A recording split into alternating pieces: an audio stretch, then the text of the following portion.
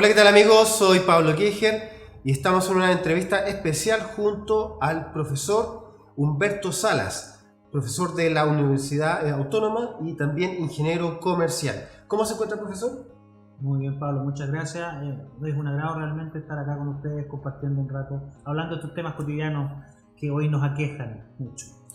Muchas gracias por venir a los estudios de Novena Digital. Pero antes de comenzar la entrevista tenemos que dar un agradecimiento a nuestro auspiciador Bahía Blanca, que es la agrupación más grande del sur de Chile dedicada a los eventos como casamientos.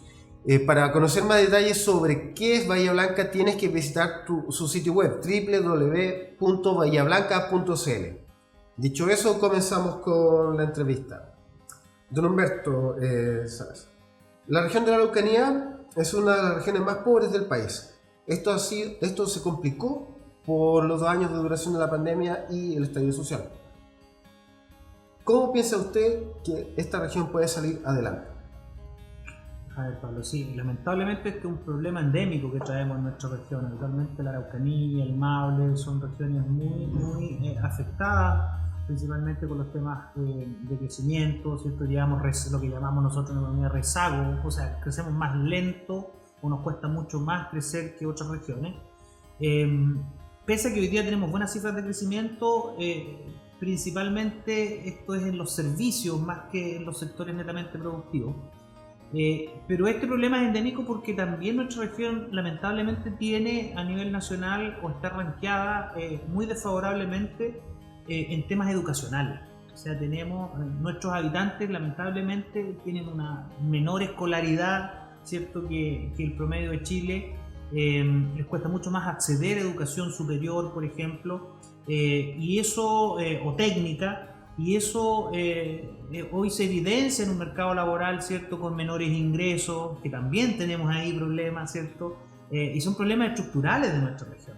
La verdad es que esto se agudizó también con la pandemia. Muchos de los oficios o actividades propias del quehacer de la región se dejaron o se interrumpieron producto de la pandemia, y eso agudizó, por supuesto, ¿cierto?, que podamos seguir avanzando fuerte como región. Insisto, pese a que en las cifras estamos creciendo, lo último que nos dio a conocer el Banco Central es que nuestra región ha crecido al 9,5% durante lo que va del año. Sin embargo, ese crecimiento a veces uno dice, el común de las personas decimos, ¿y dónde está ese crecimiento que tiene la región? ¿Cierto? Sí, lamentablemente no es percibido por la ciudadanía. ¿Y en qué se refleja el crecimiento, por ejemplo, acá en la región de la Araucanía? Bueno, principalmente las cifras que nos dio a conocer el Banco Central la semana pasada, las publicó, fue muy interesante, vino la misma gerente de estudio a mostrarlo. Es principalmente hoy día servicios y comercio. Hemos mutado durante los años, en los últimos 20 años hemos pasado de ser una región eminentemente agrícola, ¿cierto?, y agrícola ganadera, forestal, a una región que hoy se basa principalmente en los servicios y en el comercio. Ahora, si bien estas actividades son importantes y encadenan mucho o generan más bien mucho empleo y generan encadenamientos productivos, no siempre el empleo es de buena calidad en este sector.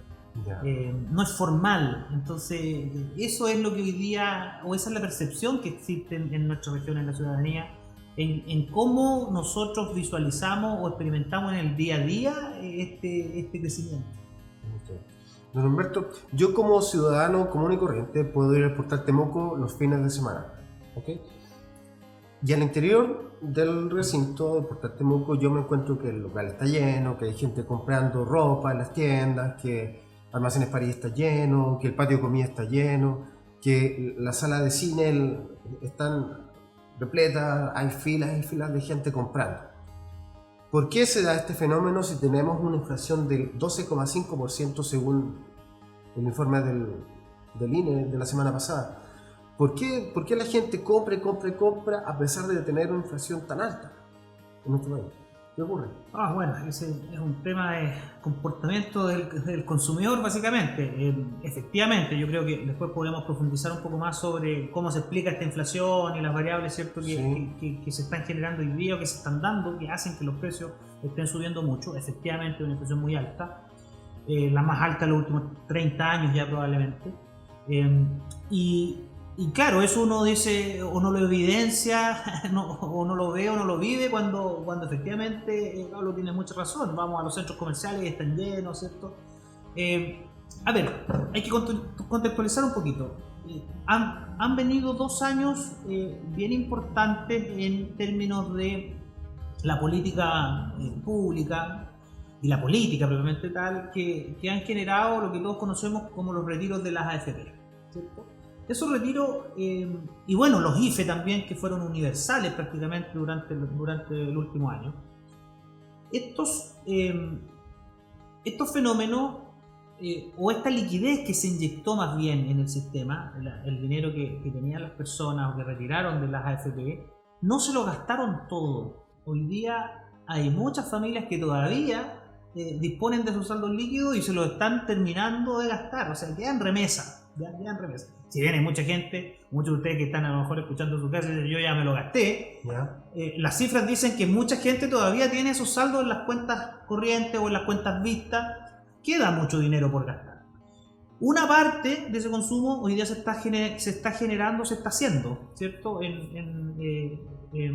Y es lo que podemos ver en los centros comerciales. Y lo otro, lamentablemente, es el endeudamiento. Hoy día tenemos acceso al endeudamiento, está un poquito más restringido, por supuesto, por la política monetaria, pero todavía el uso intensivo de las tarjetas de crédito, ¿cierto? Y del endeudamiento, producto de un comportamiento errático de compra que tenemos los chilenos, ¿cierto? Está generando, se estima hoy día que prácticamente la mitad de los chilenos podemos caer en morosidades en el corto plazo. O sea, gran parte, Pablo, de este consumo lamentablemente se está financiando hoy día con deuda, ¿ya? Lo que no es tan malo a veces cuando tenemos un empleo, ¿cierto? Y decimos, nos ordenamos y decimos, mira, destino este monto mensual a pagar una tarjeta de crédito, no hay problema. El problema es que hoy día se puede prever que el mercado laboral o el trabajo, la estabilidad de los trabajos, ¿cierto? Podría tener algunos inconvenientes, y es ahí, con un aumento de la tasa de desempleo, donde esta crisis de endeudamiento podría ser fatal, digamos, para muchos bolsillos y para muchas familias. O sea, en este momento la gente que está comprando los fines de semana se está endeudando para... Una buena proporción, como les digo, se está gastando estos recursos que todavía no se gastaban, ¿cierto? De los retiros y los IFE. Se mantenían en las cuentas, pero por otro lado también otra parte buena de la población, digamos más o menos un 50-50, este gasto lo está llevando a través del endeudamiento. Okay. ¿Nos falta educación económica? Sin duda que sí. Yo, la verdad es que cuando conversamos estos temas de forma muy doméstica, ¿cierto? Con familias, cuando hacemos a veces capacitaciones financieras, ¿cierto? En la universidad conversamos con los relatores y vemos que el problema muchas veces es básico, es priorizar, es listarlo. Nosotros lo decimos hasta el cansancio, por favor hagamos un listado, ¿cierto? De cosas, de gasto, ítems de gasto que son imprescindibles, como un arriendo, un dividendo, gastos en salud, colegiatura, etc. Y vamos bajando de lo más importante o lo prioritario hasta lo menos, y nos vamos a dar cuenta que la mitad de la lista hacia abajo, Pablo, es consumo que se puede o postergar o simplemente evitar. Y es donde existe ese exceso, lamentablemente, de endeudamiento hoy día en cosas que o en bienes de consumo que no necesariamente son de primera necesidad. ¿Sí? Y es ahí donde hoy día hay problemas de educación financiera, sin duda. Perfecto. Don Humberto, usted creo que en marzo nos dio una entrevista apuntando que la inflación se debía a la guerra entre Rusia y Ucrania. ¿Se sostiene eso todavía? Bueno, sí, Pablo, a ver, es una de las variables. La inflación siempre se explica por un montón de fenómenos que hoy día se vienen acumulando. Yo diría que no es el único. Voy a ir mencionándolos, ¿cierto? Muy brevemente. Uno es lo mismo que planteaba en el principio. Esto de lo que yo llamo bola de nieve de los retiros generó durante 2 años inyección de recursos a la economía, estimuló la demanda y el consumo, y eso todavía se está viviendo. Todavía, de hecho, el mismo Banco Central explica que cerca del 60% de la inflación, ¿ya? O sea, de eso hoy día casi 13%, un 12,5% acumulado al año, ¿ya? más de la mitad, o sea, 8 puntos más o menos, son explicados por esta demanda, ¿ya? Lo que se viene derivando de este exceso de gasto producto de los retiros y los IFE. Y los otros son componentes internacionales, ¿ya? O sea, uno es un componente local, este estímulo de la demanda, y por otro lado lo internacional. Y ahí tenemos varios fenómenos. Primero, la guerra entre Rusia y Ucrania, lamentable conflicto bélico, que uno dirá, pero nosotros no transamos directamente ni con Rusia ni con Ucrania, pero esto eleva los precios internacionales de lo que llamamos commodities, o los granos, los cereales, el trigo, por ejemplo. Son países productores de trigo, y que si bien no necesariamente lo traemos todo eso nosotros, hace que se eleven los precios internacionales del trigo, por ejemplo, para allá lo. Y si nosotros, aunque compremos el trigo de Argentina, si ese precio internacional es más alto, entonces ese trigo también lo compramos más caro, porque lo compramos a ese precio internacional. Y bueno, eso deriva en el alza del precio del pan y de otros derivados, ¿cierto? Entonces, ese es un componente. Por otro lado, está India, que está sufriendo sequías importantes, uno de los principales productores de trigo del mundo, lo mismo. Eleva los precios de estos commodities, de los granos. Cuando yo hablo de esto de los granos, para que lo entendamos en simple, la gente de su casa, es la alimentación para el ganado. O sea, si nosotros nos comemos un trozo de carne, ese animal tuvo que alimentarse, ¿cierto? Y todos esos alimentos hoy día han subido mucho de precio, entonces alimentar a los animales es mucho más caro, y por eso es que estamos viendo los precios del kilo de carne que estamos viendo, ¿cierto? En los supermercados. Entonces, todos estos fenómenos internacionales han ido transformándose en una especie de tormenta perfecta para que se den estos escenarios inflacionarios tremendos. Y por otro lado, este es un elemento interno también, sí. La incertidumbre que hoy hay, independientemente de los resultados, que todos sabemos que se va a politizar mucho ya en septiembre el clima en nuestro país, pero independientemente de ese desenlace, hoy día lo que existe es un clima de incertidumbre. Insisto, sea cual sea el camino, ¿cierto?, que elija nuestro país, que elijan los ciudadanos de nuestro país, hoy existe un clima de incertidumbre agudo. Es decir, las empresas que están pensando en invertir están congelando esas inversiones, están esperando, están viendo, ¿cierto? Ciudadanos que muchas veces sienten inestabilidad en el empleo, dicen, mira, voy a esperar a ver qué pasa. Entonces, estamos en una especie de congelamiento en nuestra economía. Y eso, sin duda, hace que también seamos un país un poquito más riesgoso para las inversiones internacionales, y los otros países nos ven con un grado de incertidumbre también, y eso también eleva, que lo conversábamos al principio, el tipo de cambio, que es el dólar, y hoy día ya, o sea, ha llegado a máximos históricos de 1.000 pesos. Me imagino que lo has visto, ha sido noticias, la noticia de la semana ha sido, ¿cierto?, un dólar a 1.000 pesos.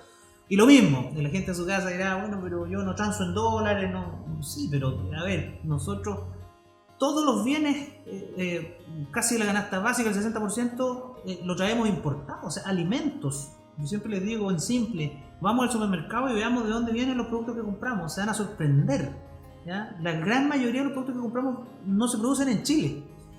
¿Y qué significa eso? Que si tenemos un alto tipo de cambio, un precio del dólar, eso significa que todos esos productos llegan más caros. Y eso sigue elevando los precios. Entonces hay una serie de variables, Pablo, que se están dando hoy día, que al sumarse hace que tengamos una tasa de casi 13% de inflación. Perfecto. Don Humberto, en Chile tenemos un banco, se llama Banco Central, que regula más o menos la inflación. ¿Cuál aparte de eso es su función dentro de la estructura orgánica del país? Bueno, el principal mandato que tiene hoy el Banco Central, sí, bajo los actuales parámetros, ¿cierto?, y bajo la actual Constitución, es que uno de los objetivos fundamentales del banco por mandato es velar por la estabilidad de precios. Eso es la inflación. O sea, que no se escape la inflación. Fíjense que el banco ha hecho un trabajo muy bueno, y es mantener dentro de la meta que el mismo banco se ha propuesto de inflación, y es mantenerla en torno a un 3%. El Banco Central dice es una inflación del 3% relativamente normal para el país, ¿ya? La estructura del país funciona bien con una inflación del 3% en promedio, y se da un rango ahí entre un 2 y un 4% en que se puede mover esta inflación, porque obviamente no es posible siempre mantenerla constante en un 3%, pero eso es normal. Y así ha pasado durante los últimos 20 años. O sea, el Banco Central ha hecho muy bien esa pega, o ese trabajo, ¿cierto?, de mantener ahí la tasa de inflación. ¿Cómo el Banco Central lo hace para mantenerla así, en esos parámetros? Es a través de las tasas de interés, o sea, a través del costo del crédito o del premio al ahorro, ¿ya? Cuando hay periodos de alzas de precios como el de hoy, lo que hacen los bancos centrales, no solo el nuestro, sino que en el mundo, es subir las tasas de interés. O sea, hacer que, si lo llevamos a la casa o para el común de nosotros, ¿cómo lo visualizamos eso? Es que también, al subir el Banco Central las tasas, o el parámetro, esta denominada tasa política monetaria, los bancos comerciales o la banca también sube los intereses. Es decir, se restringe mucho más el crédito, ya sea crédito de consumo, el crédito comercial a las empresas también es más caro, les es más caro el financiamiento, los créditos hipotecarios en un mediano plazo también empiezan a subir o empiezan a hacerse más restrictivos. Por ejemplo, Pablo, tú, no sé, un año atrás podías pedir un crédito hipotecario, prácticamente te prestaban el 100%, ¿cierto?, a una tasa razonable. Hoy día las tasas están mucho más caras y no te prestan más del 80%. Entonces esas restricciones ya hacen que la gente, en definitiva, restrinja el gasto y el endeudamiento. Y al congelarse esto o al restringirse este gasto, la demanda empieza a caer y por ende la inflación tiende a estabilizarse. Y ese trabajo lo ha hecho bien el Banco Central durante el último tiempo. El tema es que ahora, como la inflación está tan alta, también las tasas de interés, y lo más probable es que en su siguiente reunión de política del banco vuelva a subir las tasas de interés. O sea, vamos a sufrir mucho los que querramos endeudarnos. En definitiva, nos va a ser mucho más caro el endeudamiento, pero es parte de la política del Banco Central. Y por otro lado, cuando no hay problema inflacionario, la inflación está controlada, el banco puede contribuir, como lo hizo en pandemia, con los gobiernos para bajar estas tasas y estimular a la gente a que consuma, ¿ya?, a través de bajos costos del endeudamiento. Ese es un poco el rol que tiene este Banco Central. Perfecto. ¿Y hasta cuándo cree usted que se va a extender la inflación? Es probable que llegue, según y coinciden muchos expertos, es que esta inflación llegue a su techo durante el día septiembre, probablemente pueda estar por sobre el 13%. Hay que monitorearlo, pero es muy probable que traspase esa barrera y posteriormente se tendería a normalizar, ¿ya? ¿Cuál es el problema de la política monetaria? Uno dice, claro, el Banco Central está haciendo muy bien su trabajo porque está subiendo las tasas. Sí. Pero eso también genera algunos coletazos. ¿Y por qué hablo del mercado laboral hace un rato atrás? Es que podría haberse complicado el mercado laboral o los trabajos, digamos. Es porque estas altas tasas de interés también empiezan a afectar el financiamiento de las empresas. Muchas empresas, sus capitales de trabajo los financian con endeudamiento. Entonces, o los proyectos de inversión, si una empresa quiere ampliarse, comprar vehículos, maquinaria, etcétera, lo hacen a veces por lo general con endeudamiento. Entonces todo eso se estanca. ¿Qué implica eso? Que las empresas van a empezar dado su alza de costo de producción que han tenido, van a empezar a evaluar, ¿cierto?, sus planillas de remuneraciones, y eso podría traer algunos costos en el mercado laboral. Ahora, esperemos que la inflación no se extienda más allá, o sea, no siga subiendo. Probablemente ya está llegando casi al techo. Ahora, la normalización, o sea, que vuelva a estar en un 3% como lo ha venido estando durante los últimos 20 años en promedio, probablemente nos tarde un año y medio, un año, ya estamos hablando a fines del 2023, probablemente ya que esto se estabilice, o sea, no, vienen momentos crudos en muchos. ¿Cómo cree que lo está haciendo el gobierno con la actual administración de Gabriel Boric? ¿Está tomando las decisiones correctas? A ver, toda decisión que hoy... Primero, sí, yo creo que Hacienda ha sido muy cauteloso en lo que respecta a mí, que es economía más que política.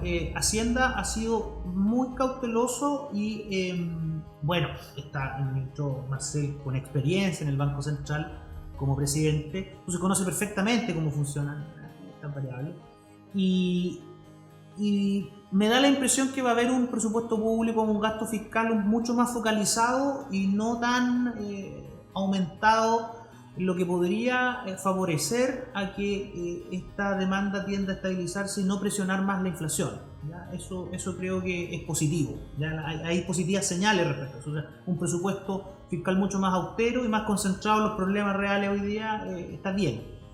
Sí creo que hay otras medidas que están generando incertidumbre, principalmente en las empresas que son las que generan el empleo. ¿Ya? El tema de las 40 horas, por ejemplo. ¿Cierto?